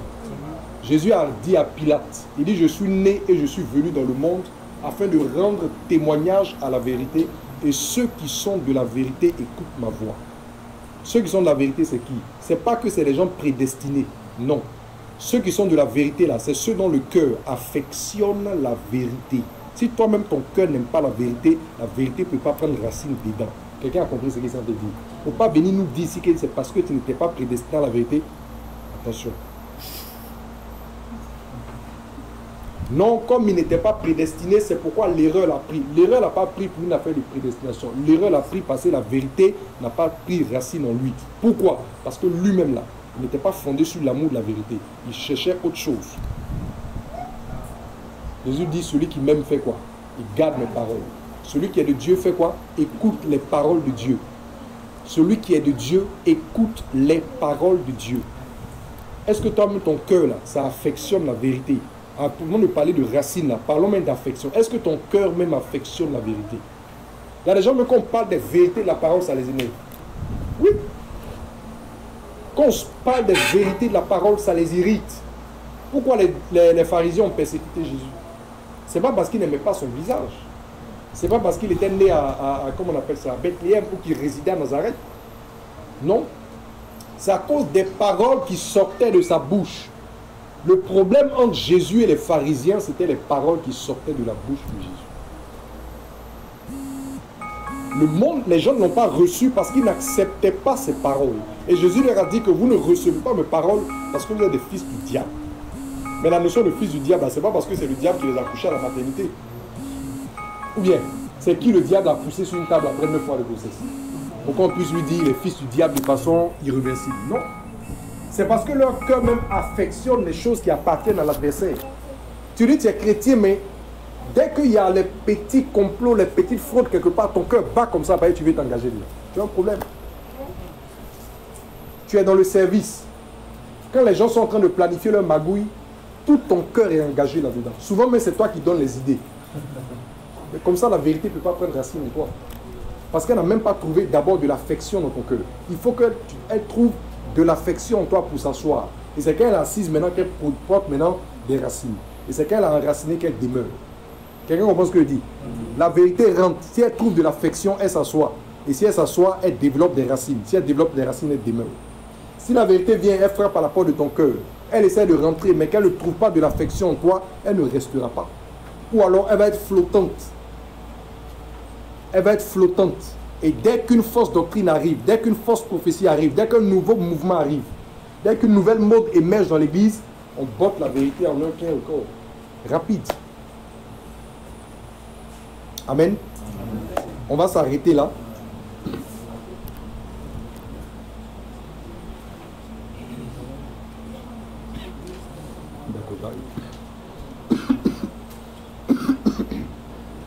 Il est déjà 3 heures. Normalement, on voulait marquer une pause, peut-être depuis 1h du matin, prier un peu avant de reprendre la parole.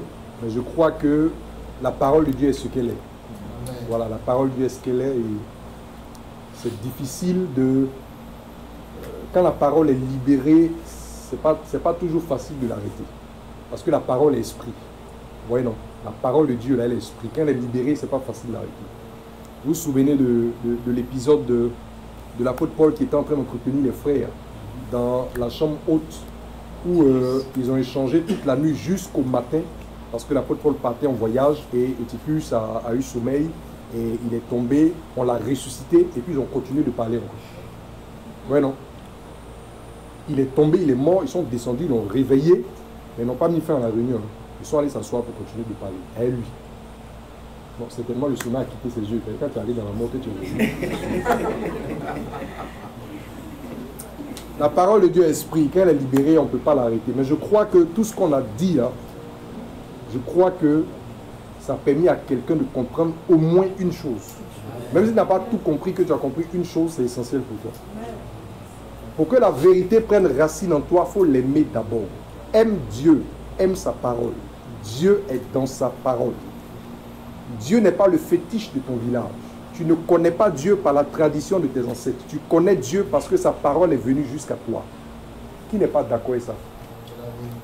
Qui connaissait Dieu par la tradition de ses pères? Tu connais Dieu par la révélation de sa parole. Le seul moyen que tu as de t'attacher à Dieu, c'est de demeurer dans sa parole. C'est cette parole-là qui t'a régénéré, qui t'a enfanté en Jésus. C'est elle qui va te prendre la main pour marcher jusqu'à atteindre le point du salut. Vous comprenez? Si ton cœur n'affectionne pas la vérité, la parole de vérité, la parole ne peut pas demeurer en toi jusqu'à avoir des racines en toi. À l'époque, on a vu à des veillées de prière, prédicateurs qui arrivent dans les années, c'est dans les années 2002, 2003 dans le temps, prédicateur qui arrive, il prend sa Bible à la veillée. Le royaume des cieux ne consiste pas en parole mais en puissance. Ferme sa Bible et puis les paroles de connaissance commencent. Tous ceux-là aujourd'hui, où ils sont? Peut-être que beaucoup d'entre vous n'étaient pas là dans le mouvement de cette époque-là, donc ils ne peuvent pas trop comprendre de quoi je parle. Mais ceux qui sont un peu anciens parmi vous, peut-être savent un peu de quoi je parle. Ce mouvement de fin 90, tous ceux qui faisaient ça, où ils sont? Personne ne peut vivre une vie chrétienne véritable qui va le conduire au salut en marge de la parole de Dieu. Ce n'est pas possible. La foi qui emmène jusqu'au salut, là, c'est une foi qui est fondée sur la parole. Tu peux avoir la foi pour être guéri de la maladie. La foi pour être guéri de la maladie, là, ce n'est pas elle qui va te conduire forcément jusqu'au salut. Il y a des gens qui ont une foi extraordinaire pour saisir des visitations de Dieu. Mais cette foi-là n'est pas suffisante pour les bâtir dans la parole et les conduire à l'héritage de ce qui a été promis. Je vous ai dit ici que les visitations ne sauvent pas, que les visitations ne bâtissent pas, les visitations viennent encourager dans la marche. Amen. Il faut commencer à aimer la vérité. Aime la vérité. La volonté de Dieu, c'est que la parole de vérité prenne racine en toi. Mais ça commence par l'amour de la vérité, l'attachement à la vérité. Il n'y a pas une imposition des mains pour que la parole prenne racine en quelqu'un. Est-ce que vous m'avez compris? Il n'y a pas imposition des mains, il n'y a pas onction d'huile pour que la parole prenne racine chez quelqu'un.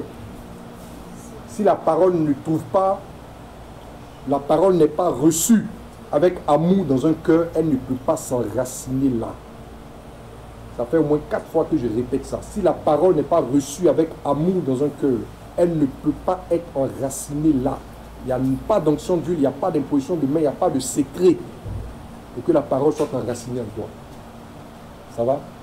Donc si tu as un problème avec la vérité de la parole, il faut revenir, tu vas te convertir pour de vrai. Tous ceux qui ont été engendrés par la parole aiment la parole. Tous ceux qui sont venus à l'église autrement que la parole de Dieu ne sont pas mis à la parole. Ceux qui ont été engendrés par la parole, ceux-là, ils aiment la parole. Ceux qui sont venus à l'église par un concours de circonstances ne vont pas forcément aimer la parole. Ils ont pour quel lien est la parole? Je ne sais pas si on se comprend. Ils ont quel lien est la parole?